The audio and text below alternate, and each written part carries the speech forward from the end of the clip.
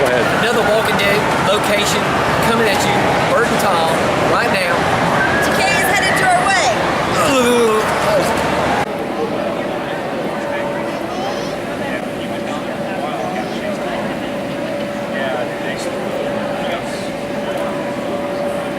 Hey guys, this is for you people that were not able to come and y'all really want to come. We're here for you. Go through and we'll get the high spots for you, in other words. Thanks for watching. Next question. Next. Thomas from Millersville, how you doing? Appreciate you, Mr. Englund and Mr. Hodder. As a little boy, when I watched the films, and then I was curious after the film, I had to go look at Fangoria, right? And some of the magazines. I didn't have Google, I didn't have the World Wide Web. So I want to ask about your popularity. Compare and contrast your popularity before the World Wide Web and after. Because when I wanted to know who was Jason, it was hard to find out that it was Kane Hodder. Great question. And so, just talk a little bit about your popularity, if you don't mind. Well, for me, what happened to my career was I came of age, and I'd done 15 movies and a hit television series before I did Freddy.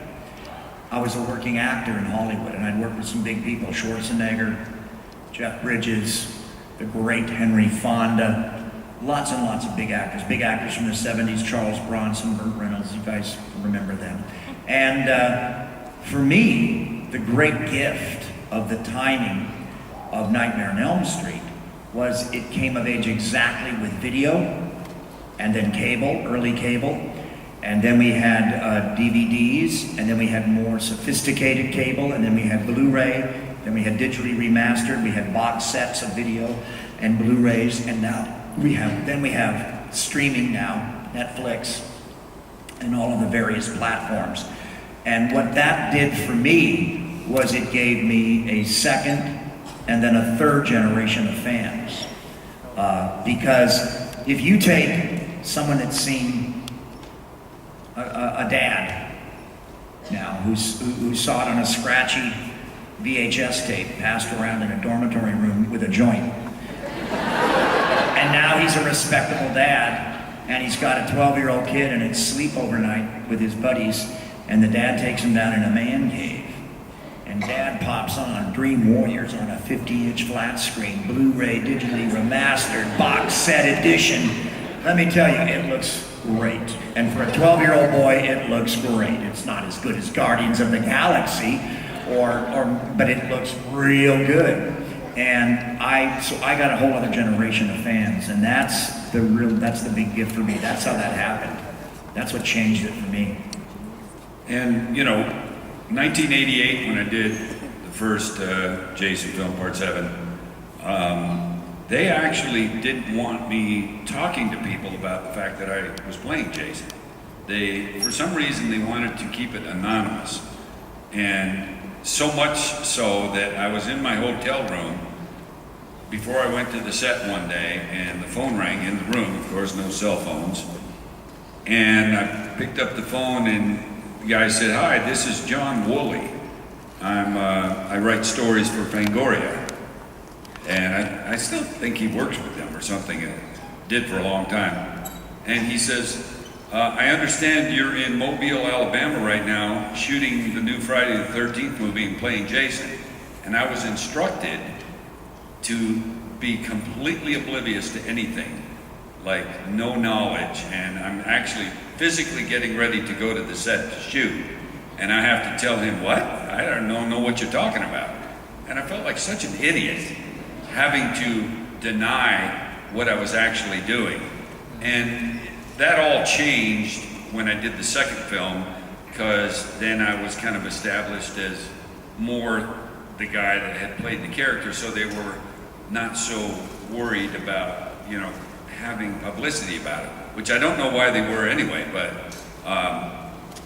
there's a whole generation of fans that saw the movies that way, but it was such a huge difference to me when people started being able to access that information, like you said.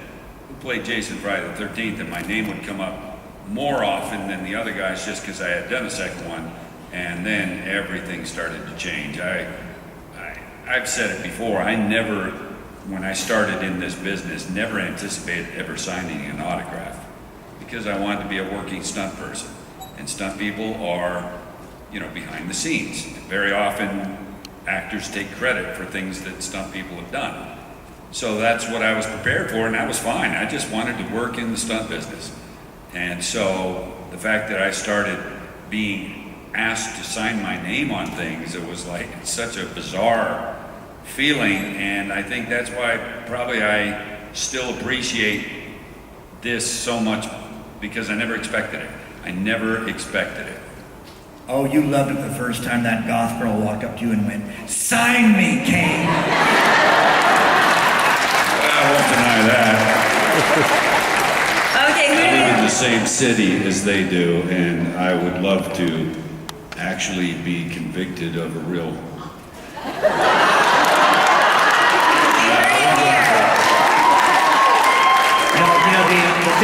The thing with horror, Kane nailed it on the head. It's when you can really be original. And I am certainly not one to criticize sequels or remakes. You know, I've done, not only have I done a lot of sequels, one of the biggest paychecks I ever got was for a remake. I'm one of the many actors that did Phantom of the Opera, but I'm in good company. Christopher Lee. I gotta say that I think, even though I was in it for 10, 12, 15 seconds, one of the most underappreciated movies that I've seen in a long time was Behind the Mask. And I don't know why it wasn't much more successful, because it was so brilliantly done. I really feel that. And the performances were amazing. And I was proud to be a part of it, even though I was like that much of it. But, it's one of those things. You do a great movie like that, and you're still not sure if it can be successful just based on whatever the response is. But I just couldn't believe it wasn't more. But it's not that old. And you see, here's the thing. It's not that long ago that we made that movie. And you can all find it. You can stream it. And this is the great gift of the new Lettering and technology. getting into the character and everything. Getting into your characters, did you scare yourself at any time? Were you ever creeped out on set, or like how did you get into your character? Well, I tell a story. You're starting to cackle. I tell a story that I've told 100 times, so this may not be fresh for all of you, but I fell asleep during the making of the first Nightmare in full makeup. It was new to me. It was a new experience, and I was in my little tiny trailer dressing room, my honey wagon, and a little tiny bed, and I had a little makeup mirror with light bulbs around it, like a makeup mirror, and they were all on a dimmer switch, so they were down to about 1/4. And I rolled up a towel very tight, like a little Japanese towel, and put it under my head, bald Freddy head, because I didn't want to turn in my sleep and ruin the makeup or smear the makeup. And I was taking a cat nap. It was probably 4 a.m. We were shooting nights.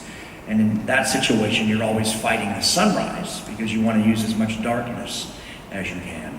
And there was a knock at the door, and the second assistant director said, Mr. Englund, we're going to try to get this shot before it gets light. And I sat up with that kind of stale, bad breath you have if you've been taking a quickie nap. I probably had some Fritos in my breath too from eating all that crap food on the set. And I spun off my cot, and I looked, and there in the forced perspective of the makeup mirror, with the lights dimmed down low, was an old, disfigured, bald man looking back at me. And I jumped.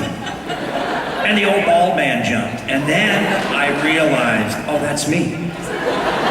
I'd completely forgotten that I was in the makeup. Please.